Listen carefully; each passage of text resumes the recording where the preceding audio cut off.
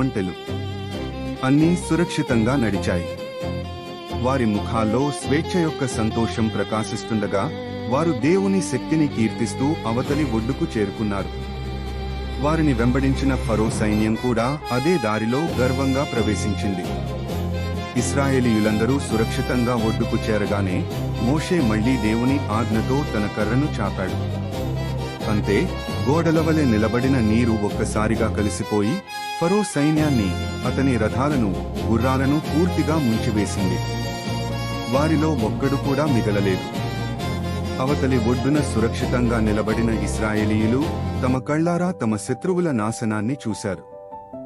అప్పుడు మోషే సోదరి అయిన మిరియాము తంబుర పట్టుకుని, స్త్రీలందరితో కలిసి యెహోవాను కీర్తించండి, ఆయన గొప్ప విజయం సాధించాడు అని పాడుతూ, నాట్యం చేస్తూ తమ ఆనందాన్ని, కృతజ్ఞతను చాటుకున్నారు.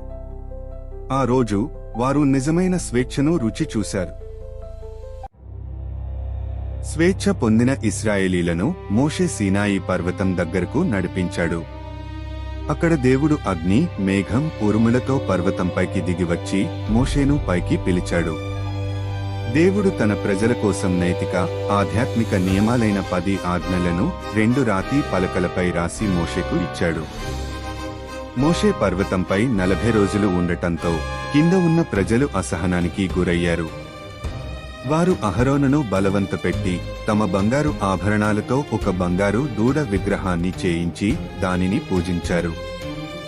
మోషే పర్వతం నుండి దిగివచ్చి ఈ దృశ్యం చూసి తీవ్రం. పూర్తి వీడియోను ఛానల్లో చూడండి.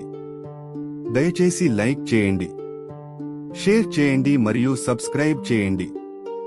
ధన్యవాదాలు.